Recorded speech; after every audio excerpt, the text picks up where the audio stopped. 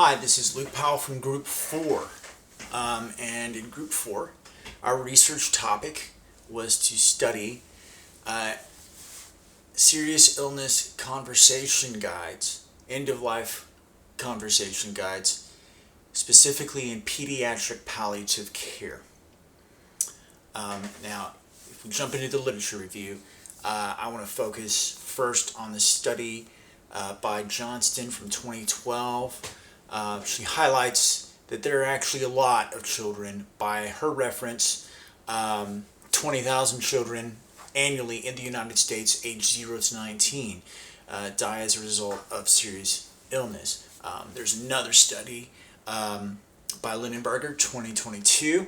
It lists a much higher figure, 45,000 people annually. I didn't dig much deeper into that, but it highlights that there's a need. And the Johnston study also points out, importantly, that pediatric palliative care was only established as a board-certified specialty in 2006. And somewhere between 50 to 60% of hospitals have it, and many hospitals still don't. Again, emphasizing that there's a need. Something else it points out, something else you get into going deep into this, is the importance of the place of death, the preferences of both the patient and the family for where that's going to take place. And children actually die more often in hospitals, whereas most families would prefer to have their family members at home. Now, if I can skip ahead to the process by Chris Feutner, who, by the way, is a name you see a lot in the research on this area. He lists three main domains of pediatric palliative care that are good to keep in mind, that things tend to fall under. One is problem solving and decision making. The second is interventions to improve quality of life. And the third is providing services to coordinate for the hospital stay and when the patient is released home. And also later in that study, was one of the first sort of outlines we found, listing some pretty specific steps for how to have that conversation, and what to expect. But we get into more detail later. Now, there's also the study by Kristen Harmony in 2019. It's a pretty interesting quantitative study comparing pediatric patients that receive pediatric palliative care versus those that don't. And patients that receive PPC were more likely to have advanced care planning, and that showed better results in achieving their goals. Now, there's a notable discrepancy for rural areas. Rural pediatric patients end up dying in hospitals versus at home more, which is generally not favored by the families. The data, however, also showed that pediatric palliative care contributes to important advanced care planning opportunities, and demonstrated an increased likelihood of documented goals of care and documented physician orders for life-sustaining treatment. Now, that's important because that section of our literature review really outlines the need in this area, the importance of pediatric palliative care, and in order to do that, you're going to have to talk about it. Now, what I would consider sort of the second section of our literature review, really just references some studies that kind of highlight the importance of communication in pediatric palliative care, and how central that is to, improving those difficult discussions. The study by Bateman in 2017 lays out the need for improved communication from healthcare professionals in general. It's often lacking. They might be good at what they do, but not always the best bedside manner. And when you're dealing with kids and distraught families, that's going to be even more important. The study by Bateman got incorporated to our methods section, specifically because they did something interesting in comparing the difference between male and female physicians, but they also looked at the difference between physicians that were parents versus were not parents, and that showed a really big difference. The physicians that were parents seemed to be more empathetic, but they also seemed to be more emotionally distressed when they lost a patient. Let's see. And then moving forward, also there was a study by Daniels in 2011.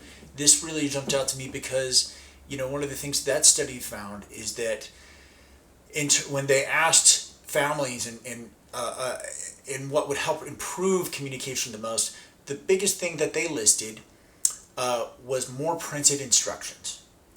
And that sets things up nicely, to go into what I consider the last section of the literature review, because we get into the actual conversation guides that are essentially printed instructions.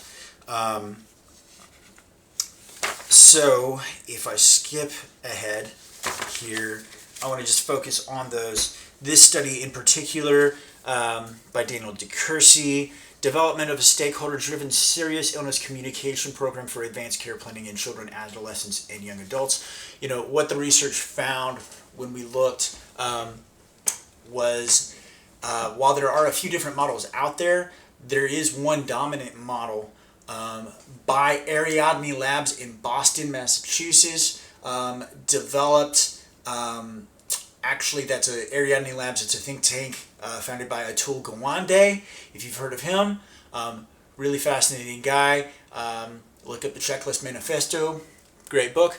But they developed a serious illness conversation guide for, basically setting up and guiding through end-of-life discussions. And this study, it was one of a couple I found, but this study went really in depth in developing an adaptation of that guide specifically for pediatrics. And there's more than one, but this one was really in depth. And this was the one that we decided to use in our study. So for the methods sections, the participants we would be locating 3 hospitals with 2 groups at each hospital. And the dependent group would not be changed, but the independent group will be given conversation guides and extra training. We want to have an equal number of men and women due to the Bateman study, looking at the differences in that. And the 18 participants gives us enough people to get a good amount of qualitative data while still being small enough to get detailed information from each participant. The materials, we're going to use the Pediatric Serious Illness Conversation Guide from the DeCursey study. And once the study is concluded, we intended to interview participants as well as just have an 8-question survey, to get open-ended answers. But what we also want to do like a 30, 45-minute interview. We asked the dependent variable group to also monthly, do a written analysis. Are they comfortable with it? Is it working? Does it make a difference? And in terms of the procedure, we were planning to do bi-weekly training for 6 months with the study to go over the care guides, and then for anybody who had individual questions or wanted to go more in depth, we wanted to make time for that as well. As far as the testing, this is a purely qualitative study, and using interview, written analysis. It's conversational. We're studying conversations. We felt like that really suited the medium, the topic here, because that's what's happening, and we think that's the best way to experience it. And also, there's that has to do with some of the limitations.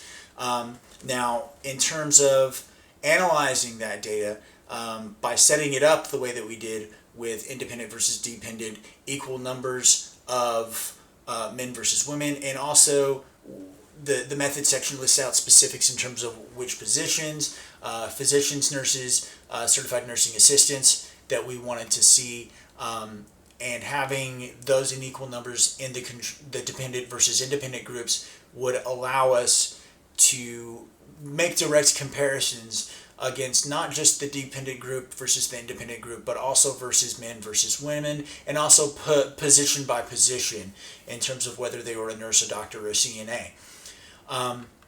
So this does have some limitations. The time, resources, access to health facilities, it's difficult, it's time consuming, it will be doing it qualitatively this way. It would take a huge effort, a huge amount of funding, a huge staff to do something with a larger sample size. So that's always one limitation. But we believed we could do something here that would give us a good amount of data. Something else that we ran into in the IRB application, Dr. Lurs basically pointed out to us that IRB panels are really sensitive to interacting directly with children, and again, time constraints. We kind of had to pick and choose who are we really studying here, and even though so much of this has to do with the patients and the families,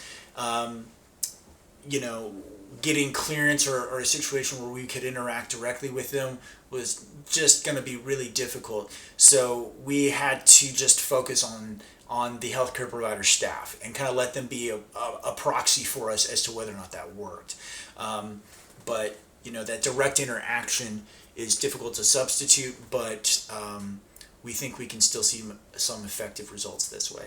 All in all, we felt like this was a really interesting topic, and we feel like the research shows, the literature shows that there's really a need for this, and that hopefully this can kind of shed that much more light on the effectiveness of these conversation guides and the way that they help set up advanced care planning and help aid families in these really, really difficult times. And it's one of those things that will never be perfect, but we can always and should always strive to make it better.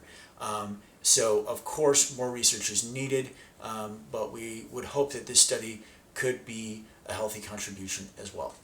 Thank you very much.